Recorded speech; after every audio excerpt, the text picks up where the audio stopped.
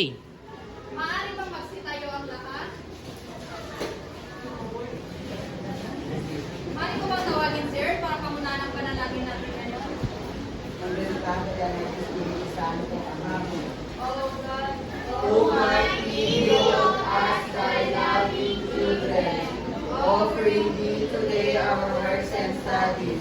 Help us, dear Lord, to be obedient to our teachers, kind to our companions, diligent to our studies, that we will merit thy blessings for ourselves and our school and our beloved country, the Philippines. Amen. maraming salamat, sir. Maraming salamat. Magandang umaga, mga bata. Magandang umaga po, teacher. Kumusta naman kayo? Okay lang po, teacher. Ako nga pala si Binibini Kilabel Parasan. Pwede niyo akong tawagin, Teacher Bell. At bago kayo umupo, ay pakipulong ko na ang mga basura sa inyong paligid. At maaari na kayong magsiupo. Salamat po. Mga bata, kapag inawag ko ang inyong pangalan, ay pakitaas lamang ng inyong kanang kamay at sabihin, narito po, Teacher, maliwanag ba? Opo, teacher. Jenny Elomer? Kayla De Parco? Christina Velasco? Narito po, Teacher! Earl Macaso? Narito po, teacher. Ramil Irahab? Narito po, teacher. Mabuti naman at narito ang lahat ngayong araw. Mga bata, ano nga ba ang mga dapat natin gawin kapag nasa loob tayo ng klase? Erika? Taas po ang kanang kamay, Teacher, pag gusto mo sumagot. Tama, pag gusto niyong sumagot o may gusto kayong sabihin, itaas ko lamang inyong kanang kamay. Ano pa, Ramil? Magawa ko na po naman sila, teacher. Tama, pag nagsasalita si teacher at pag nagsasalita yung kaklase, dapat ay huwag kayong maingay. Ano ba, Jonathan? Tama, kayo ay dapat umupo ng matuwid. Ano pa? Teacher, makinig po. Tama, pag si teacher ay nagsasalita at kapag inyong kaklase ay nagsasalita, dapat ay makinig kayo ng mabuti. Teacher, makilaw sa mga aktibidad. Tama, kayo ay dapat makilahok sa aktibidad sa loob ng klase. Ano ba? Third? Tama, yun ang pinaka-importante na dapat natin gawin, mga bata, ay yung respetuhin natin ang bawat isa. Wala na ba, mga bata? Wala, teacher. Ang lahat ba ng inyong sinabi ay maaasahan ko sa inyong mga bata? Opo, teacher. Ngayon, mga bata, ano ang napapansin ninyo sa harapan? Sorry? Mga portimahal. Ano ba natin? May isang lalaki po na malinis, teacher. Tama, may bata. Ano ba? Tina? Teacher, may puno ng marban, may basura. Tama, mga bata, ito ay tinatawag natin incentive card. Ang bata na ito ay si Mario. Si Mario ay naglilinis ng kanyang kapaligiran. Ngunit si Mario ay hindi niya alam kung paano ang tamang pagtapon ng basura. Maaari niyo bang nagtulungan si Mario, mga bata? Opo, teacher. Ngayon ay hatiin ko ang klase sa tatlong pangkat. Kay Alice, mula kay Earl, ang unang pangkat. Kay Robert naman at kay Ella Jean ang pangalawang pangkat. At ang kay Christian papunta kay Misra ay ang pangatlong pangkat. Mga bata, maaari niyo bang sabihin sa akin kung ano ang tinalakay natin noong nakaraang araw? Sino ang makakapagsabi na natin? Mga tungkulin ng mga mamayang Pilipino. Sino ang makakapagbigay sa akin ng mga tungkulin ng mga Pilipino? Earth? Batas traffic, teacher. Tama, surulot sa mga batas trapiko. Igalang ang isa't isa, Ellen. Pangalagaan ng kapaligiran. Pangalagaan ng kapaligiran. Mahalin ang bansa, Earth. Tangkilikin ang sariling atin. Tangkilikin ang sariling atin. Bayad ng tax o buwis. Tama. Ngayon, mga bata, may inihanda akong isang tula. Si teacher muna ang magbabasa at pagkatapos ay kayo.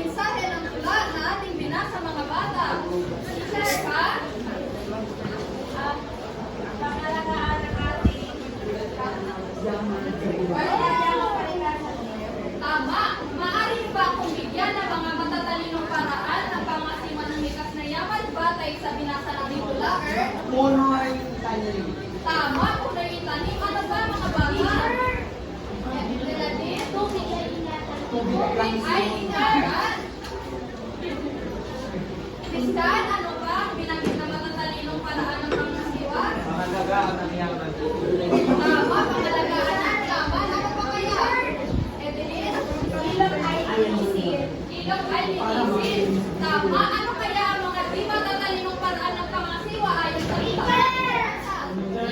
Christina, punod, pinupunod. Punod, pinupunod. Tama. Ano pa? Baha, teacher. Baha, tama. Ano pa? Teacher! Net? Tama, dapat ay nasisira pag tayo ay nagtatapon kung saan-saan.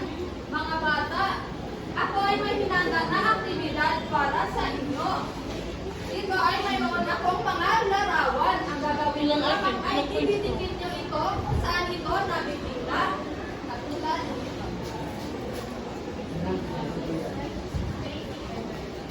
Ayan mga bata, anong nakikita ninyo sa larawan sa nakalagay? Earn, ano nakikita mo?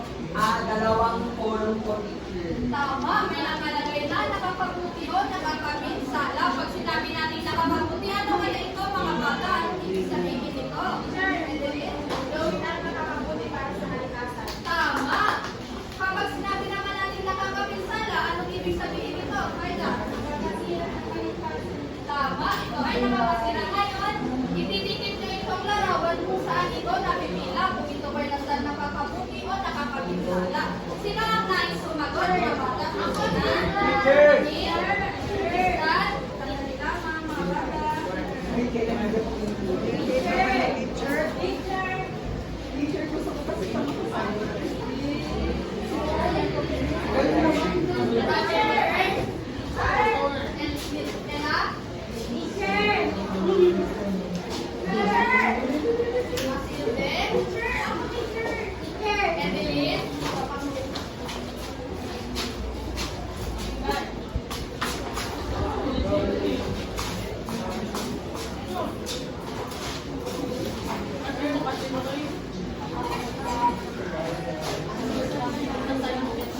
when yung demo nyo, wala ko dito. Narinig mga bata? Ngayon mga bata, sa tingin nyo tama kaya ang sagot ninyo at ng inyong mga kaklase?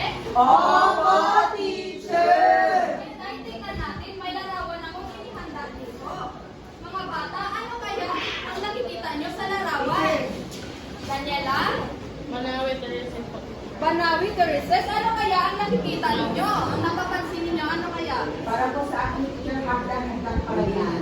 Handang-handang palayan, mga bata. Ano kaya ang kahalagahan ng paggawa o pagtanim ng hasa hagdang-hagdang paraan, mga bata? Kayo ba'y may idea? Wala. Ramin? Para sa akin, mga tradisyon na Ano, Ramin? Ano? ito yung mga tradisyon na kung paano magtanim ng mga tao. Oo, tama. Ito ay tradisyonal na ginagawa nila. Ano kaya ang kahalagahan nito sa kalikasan? May idea ba kayo? Teacher, fresh air. Fresh air, tama. Mga bata, para rin natin pagkain.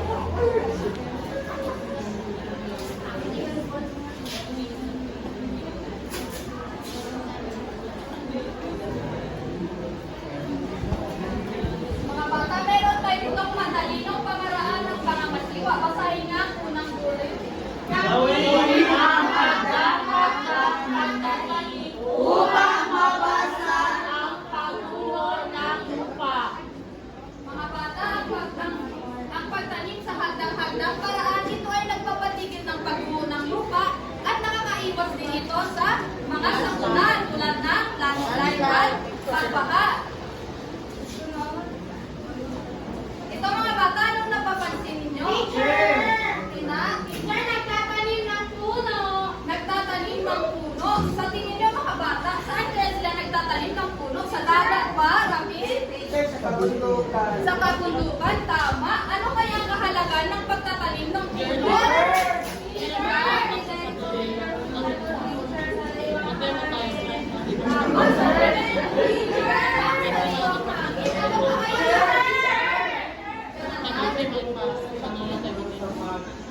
Tama, ito ay nagtutulong sa pagpigil ng pagbaha. Ano pa? Anwar? Iniwasan nito ang pagkakaroon ng landslide. Tama, Tama, ito ay nagpapaikot sa teacher.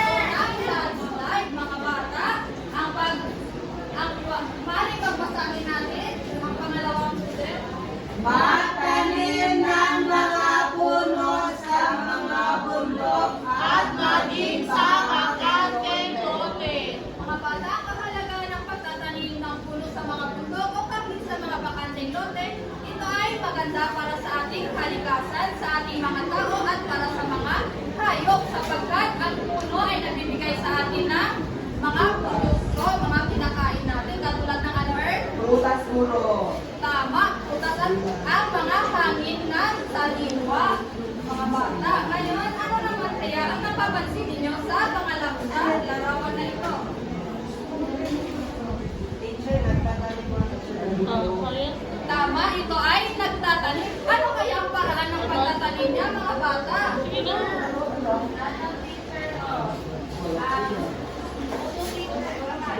Tama, siya ay gumagamit na.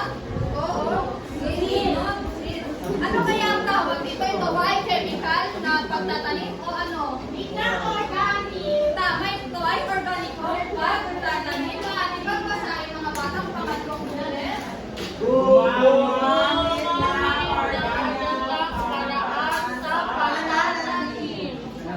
Ang mga bata, ang paggamit ng organiko sa pagtatanim ng halaman, ito ay maganda sa kalikasan sapagkat hindi ito ginagamitan ng mga chemical, hindi masisira ang lupa, hindi mamamatay ang mga halaman, at ito ay masustansya at ligtas para sa ating kalusugan.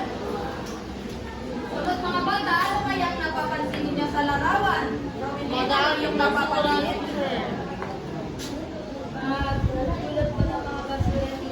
Tama, pagpupulot ng basura. Saan kaya sila nagpupulot ng basura? Sa ilog o sa mga yamang tubig. Ano kaya ang kahalagahan ng pagpulot ng basura sa yamang tubig? Hindi mamatay ang mga isda. Tama, ano pa, Earth? para maiwasan ng water pollution. Tama, ano pa kaya, Anwar? Tama, maiwasan ng pollution sa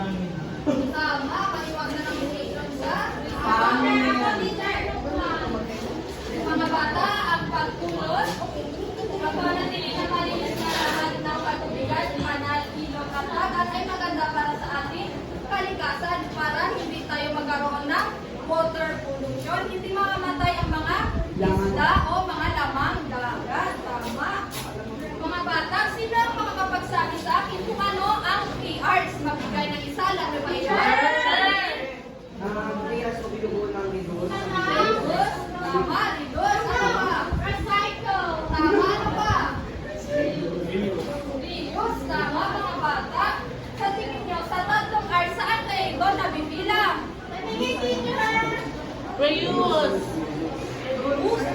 Pauline, saan? Saan ito nabibilang?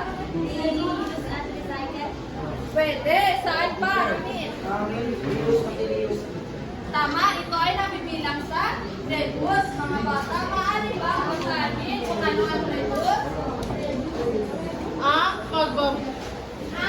pagbabawas sa mga basura sa paligid. Mga bata, ang kahalagahan ng reduce ito ay nagpapatigil ng pagdami ng basura sa ating kapaligiran. Mga bata, sa tatlong R's, ano kaya? Saan kaya ito nabibilang? Ani? Reuse. Mga bata, ano kaya ang kahalagahan ng reuse sa ating kalikasan? Angeli, meron ka bang idea? Ang reusable teacher ay mga gamit or mga gamit na pwede pa natin gamitin. Kailangan nagagamit pa rin po ito. Nagamit. Tama. Mga bata, maaari bang nasahin kung ano ang reuse? Reuse.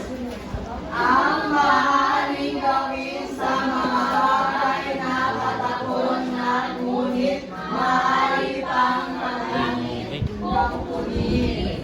Mga bata, ang kahalagahan ng reuse ito ay nagpapabawas ng basura at nagpapatigil ito ng pagdami ng mga basura at pwede pa natin itong gamitin ng paulit-ulit. Mga bata, maaari ba kayong magbigay ng mga reusable product? Ramin? Plastic bottle. Plastic bottle. Ano pa?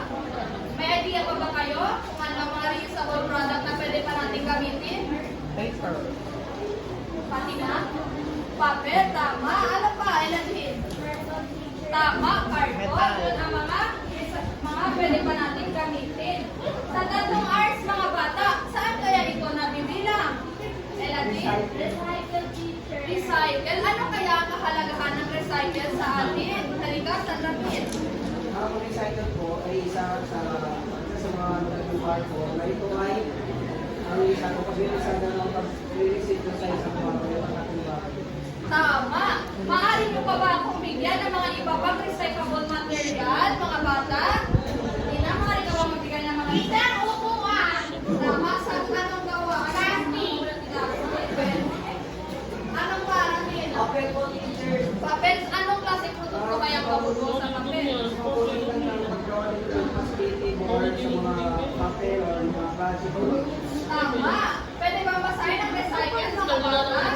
Recycle ang pagbubuo ng mga bagong bagay mula sa mga lumang bagay.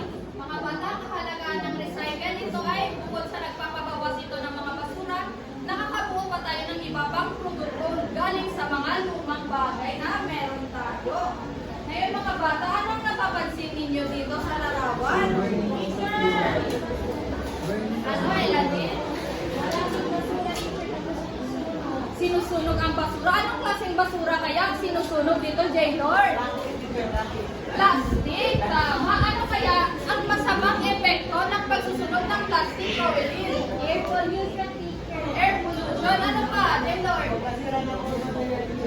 Tama. Mga bata, maaari ba basahin? Mga bata, meron tayo dito hindi matalinong pamaraan ng pamangasiwa. Una, ano? Pagsusunog ng mga plastic. Mga bata, ang masamang epekto ng pagsusunog ng plastic, tayo ay magkakaroon ng air pollution. At ang hangin ay ating Langhap. At ito ay magdudulot ng ano? Lung cancer. Tama. Ano pa? Mga sakit. Tama. Opo. Mga bata, ano naman kaya napapansin nyo sa larawan dito? Raisa, ano? Teacher, nagtatapon ng basura sa dagat. Tama. Ano kaya ang masamang epekto ng pagtatapon ng basura sa ilog? Jaymar, ano ang masamang epekto ng pagtatapon ng basura sa ilog? Water pollution. Tama. Ano pa? Naihiya pa ba? Sina? Ano ang epekto nito sa pagbaha? Tama. Mga bata, maaari ba basahin ang pangalawang bullet? Pagtapon ng basura sa mga ilog or dagat. Dagat. Mga bata, masamang epekto ng pagtapon ng mga basura sa mga ilog o dagat. Ito ay makakasama sa kalikasan. Maaaring mamatay ang mga isda, mga lawang dagat, at tayo ay magkakaroon ng mga sakit. Tama. At magkakaroon ng water pollution na kapag nagbaha, nag-landslide, tayo ay dekado rin, tayo rin ang kawawa. Tama. Ito mga bata, ano kayang napapansin nyo dito sa larawan? Eladin? Pagbuo ng puno. Ano kaya ang masamang epekto nito, Ella? Pagbaha. Ano pa? Madaling ang bagyo ng baha. Tama. Ano pa? Ano, teacher? Landslide, teacher, kasi wala na kakabihan ng tama. Ano pa rin yan? Wala na tayo mas tulungan teacher na nalagay. Tama, J-Lord. Ano pa? Mawawala ng ilan ng mga Tama, maaari ba basahin ang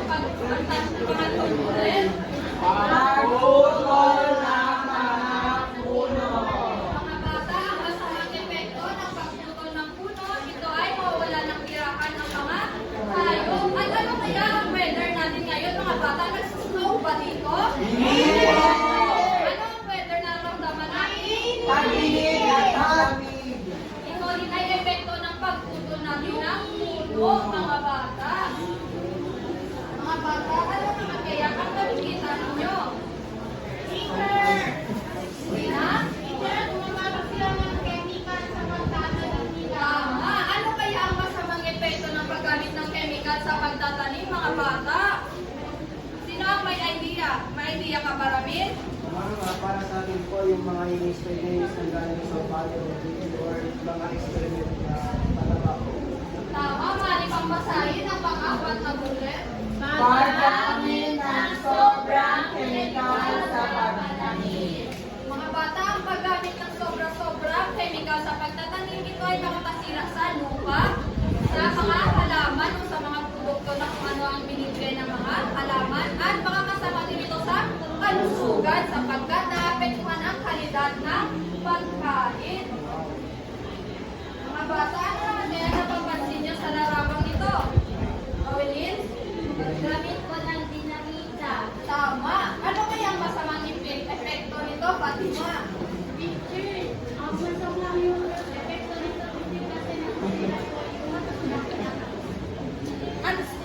Sino kaya ang mahihirapan? Sino kaya? Anong hanap buhay kaya mga apektuhan? Mga magsasaka? Wala na. Mga mangingisda. Mga mangingisda. Tama. Mari bang basahin ang panglimang ulit? Paggamit ng dinamita sa pangingisda. Mga bata, ang masamang epekto ng paggamit ng dinamita sa pangingisda ito ay makakasira ng mga coral reef at mamatay ang mga maliliit na lamang dagat.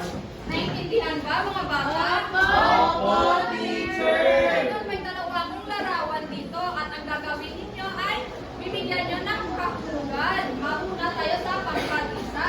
Pangkatisa, anong napapansin nyo sa dalawang larawan? Yung isa kong teacher na hayaan mo sila tapos yung kanilang kapalit siya. Dito naman po teacher, itinatapon nila or tinutulog nila dito tapos tinatapon nila sa tamang tamang. Tama ang galing na pangkatisa. Pangkatdalawa. Ano kaya napapansin ninyo sa dalawang larawan, Erika? Ang kanan teacher ay maraming basura. At ang kaliwa teacher ay tutulog sa basura at ilalagay nila bawat recycle, reuse, or reduce. Tama. Sa pangkatatlo naman, ano kaya napapansin ninyo sa larawan? Yan, ano kaya napapansin mo sa dalawang larawan na ito? Unang larawan teacher, hindi sila nagtatapon ng mga basura maayos. Sa pangalawang larawan teacher, tinatapon nila sa wasto ng basura. Tama, mga bata, maaari niyo bang bigyan ng palakpakan ninyong mga sarili? Ngayon mga bata, ano kaya sa tingin niyo ang tinalakay natin ngayong araw? May idea ba kayo? Dina? Mga matalino at di matalino pamamaraan. Tama, ito ay ang tinalakay natin ngayon ay mga matalino at di matalino paraan ng pangasiwa ng likas na yaman. Mga bata, maaari niyo ba akong bigyan ng mga matatalinong paraan ng pangasiwa? Dina? Magtalino ang mga puno sa mga Tama. puno sa mga tekone. Tama, ano pa? Namin? Kunin po ang 3 teacher. Tama, ano pa Ronin? Alagaan ang kalikasan. Tama. Ano lang, maaari niyo ba akong bigyan ng mga di matatalinong pangangasiwa? Ella? Pagputo ng mga Tama, Hazel? pagsunog ng mga plastic. Maaari. Paggamit ang mga sobrang chemical teacher. Tama, Fatima? Paggamit ng Tama, Christian? Pagtapon ng basura sa mga ilog o dagat teacher. Tama. Ngayon mga bata ay may pinihanda ako envelope at kayo ay gagawa ng slogan. At pwede bang basahin natin ang panuto mga bata? Basa ng panuto mga bata? Gumawa ng slogan na may mensahe tungkol sa matalinong paraan ng pangangasiwa ng mga likas na yaman. At kayo ay may iso pamantayan sa paliwan, nilalaman sa puntos, pagbabalikayan sa puntos, kalinisan ni mga puntos, sa buwan, ito ay para sa pangkatisa, para sa pangkat-dalawa, at para sa pangkat-tatlo. Kayo ay may 10 minuto lamang para gawin ang inyong gawain. At pumili ng isang representante upang ipaliwanag ang inyong ginawa. Maaari na kayo magsimula mga bata.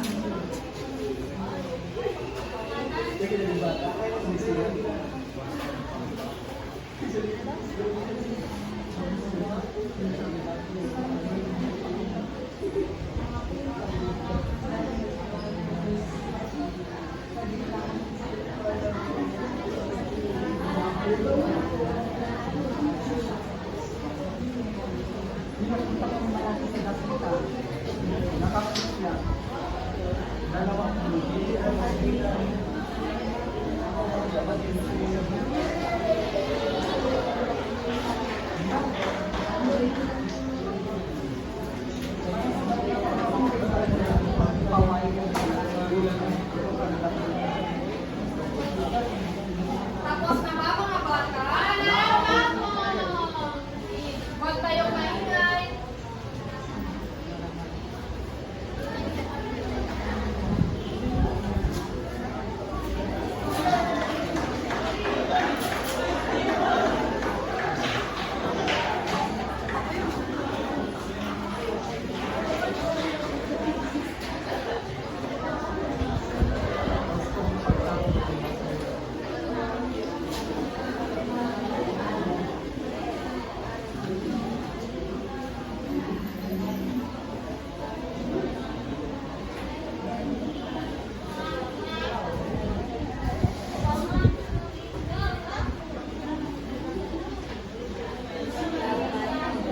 Huwag maingay mga bata.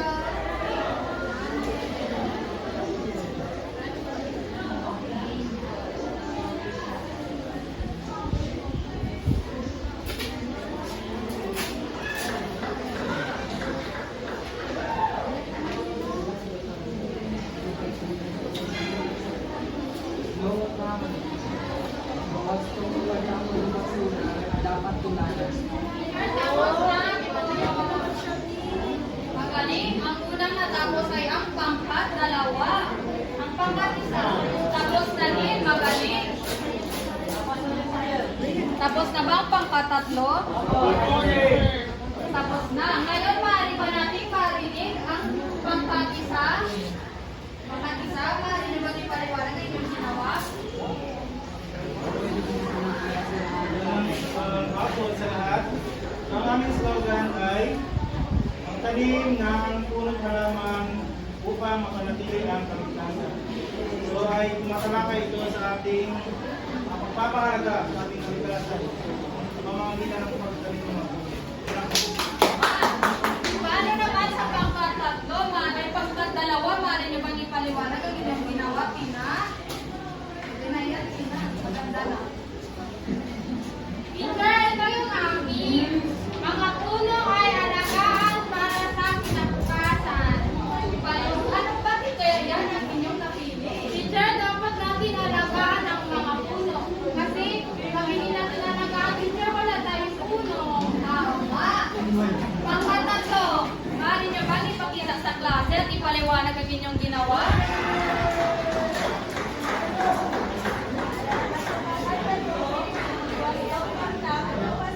Dapat sugal o sugalan. Dahil sa tamang pagtatapon ng basura, ito ay malaking ambag sa ating kalikasan. Mga bata, ngayon, bibigyan ko ng puntos ang inyong ginawa para sa pangkatisa. Ang pangkatisa ay nakuha ng 25 puntos. Paano ba ng palakpakan ang pangulang pangkat? Para naman sa pangalawang pangkat ay binigyan ko ng 24 na puntos. Maaari niyo ang palakpakan ang 22 pangkat. Para naman sa pangatlong pangkat ay binigyan ko ng 24 na puntos pa rin. Maaari niyo bang palakpakan ng pangkat? Ngayon mga bata, nais kong kumuha kayo ng isang buong papel. At sa distanso. Mali bang basahin ang patutok mga bata? Paano